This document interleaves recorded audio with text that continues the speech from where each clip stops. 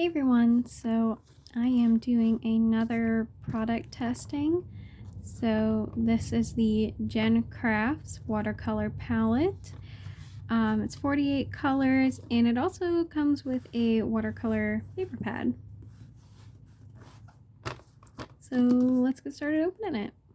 So in the kit, you get, like I said, 48 colors. You also get two very long water brushes. Like this is longer than my hand. And then you get a little sponge.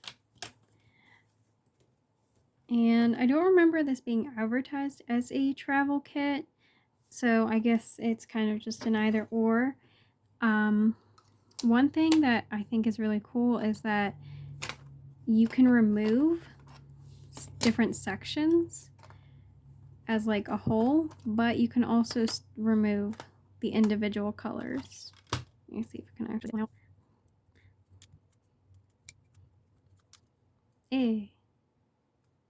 Oh, and there's actually a little thing on the bottom, if I had paid attention. So yeah, you can pop out each individual color, or you can, if you just want 6 colors, take this out. You can rearrange them. I think that's really cool. And it also looks like this pops out. Yeah. You get a little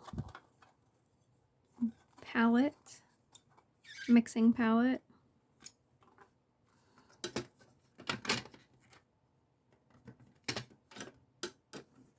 Can I get it back in though? No matter, I'm gonna be using it anyway. So you also get this watercolor paper pad. It's 5.1 by 9.4 inches. And what's interesting about this paper is it's not like pure white. It's kind of almost like a grayish blue, but like a very light tone. Just very, like, you can see like how this is white and this is very much not, which isn't a bad thing. I'm really curious how the colors will look over top of it. So yeah, let's get to swatching. So something I didn't mention earlier because I had only just opened them now were the watercolor brushes. They have two because there is a round one and there is a flat brush version. The problem is that these brushes are frayed, especially this round brush. I'll try to show you here, but I had to get some cardboard. It still doesn't really show up, but there are frayed hairs. And personally, I don't really use watercolor brushes that are like this. I'm just not like a fan of them, and I find them hard to get clean, and I just don't like them. No, if you like them, great, but I would not recommend using the ones that come in the kit. And I believe the flat brush one had yeah, there were hairs that were too long, so just not good brushes.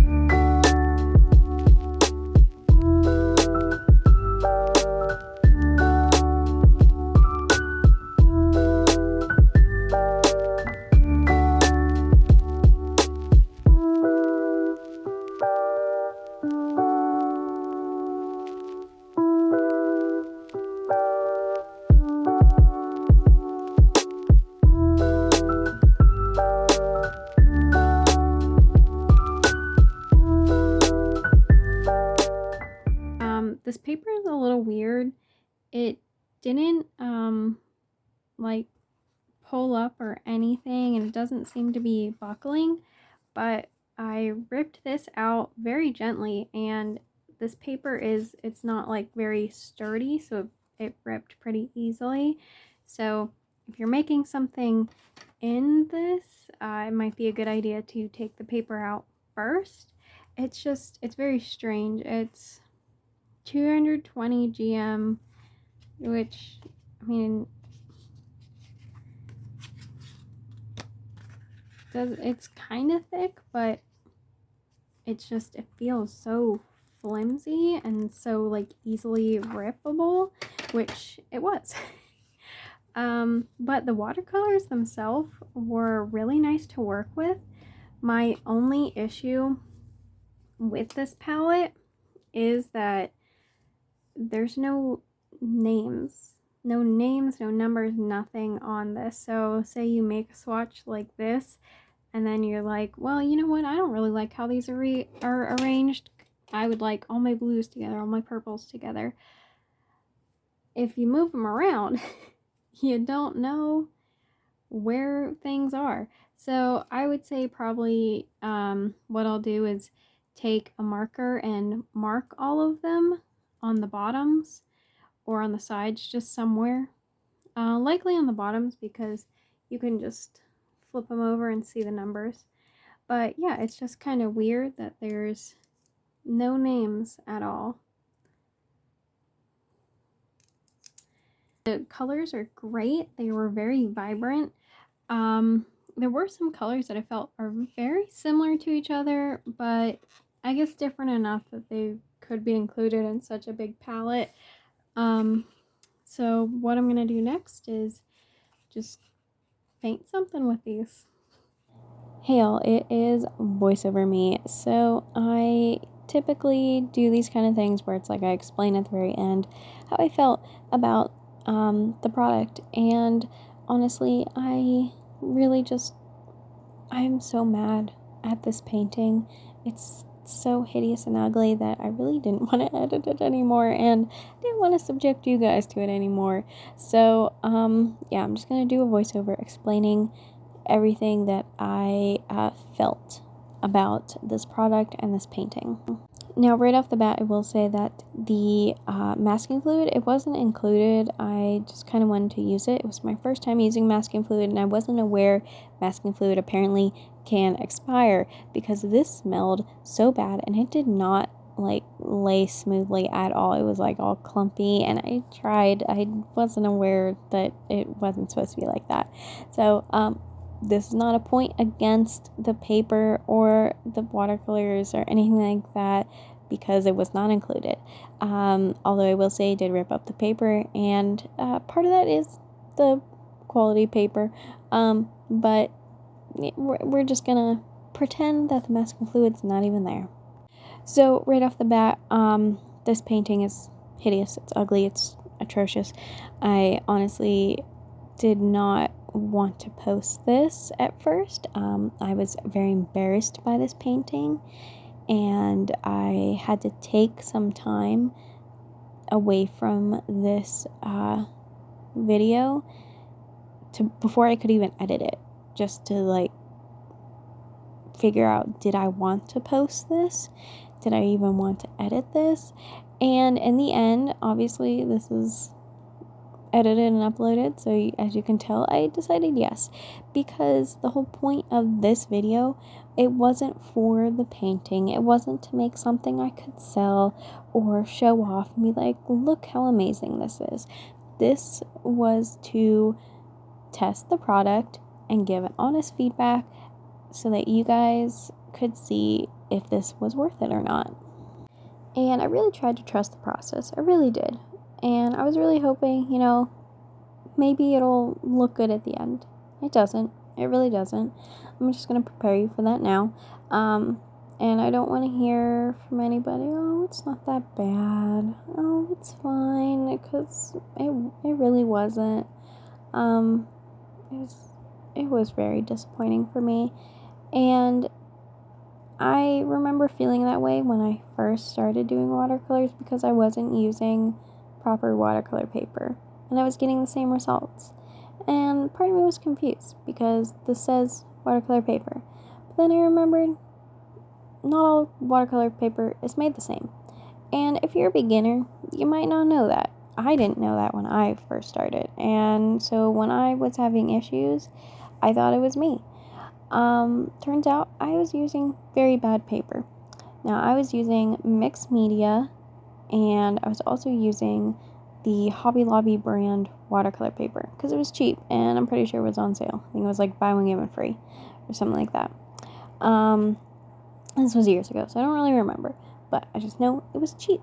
So I was like, I'm gonna try it. I've always wanted to try watercolors. I mean, I've done watercolors in, the past, like, your elementary school, middle school, etc., etc. You've done watercolors, but I really wanted to, like, learn watercolor.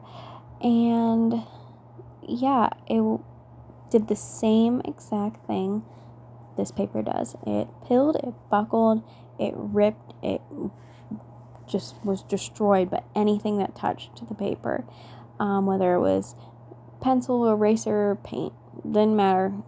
Paper basically just wanted to destroy itself.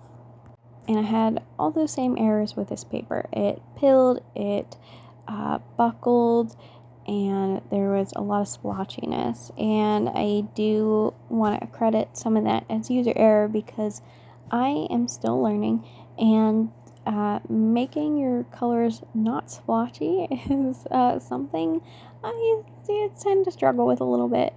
And I do think in this case, though, it partially is the paper because when I used the same quality paper, I was having those issues too.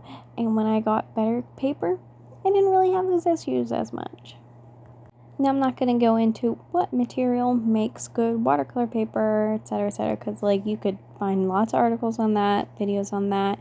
There are actual reasons why more expensive watercolor paper tends to be better. Now, I don't think you need to go straight into Arches. I think Canson is perfectly fine as a beginner watercolor paper.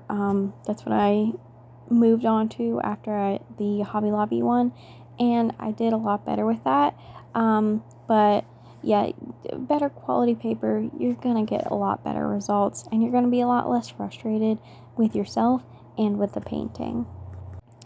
The other issues I had with this paper, I did have a hard time getting pencil down. Like I said, with similar quality paper, it started ripping the paper instantly. Inks started ripping the paper instantly. Eraser ripped the paper instantly. So this is actually the second attempt of doing this because my first attempt, I really didn't even get paint down yet because the paper was already destroyed. So this is my second attempt, and by the time I had put the paint down, because I put the pencil so lightly, I couldn't really see where my marks were, so I was kind of winging it, and that also didn't help because, yeah, as you can see, and it does not look good. The bottom half, I pretty much just gave up at that point. Now, I don't think the colors are bad. I don't think the paint set itself is bad. I do think there's a lot more colors than there needs to be, but I think if I would need to try this with a different paper. But yeah, like I said, the paint itself is probably not bad, but as far as I'm aware, you can't get just the paint without the paper.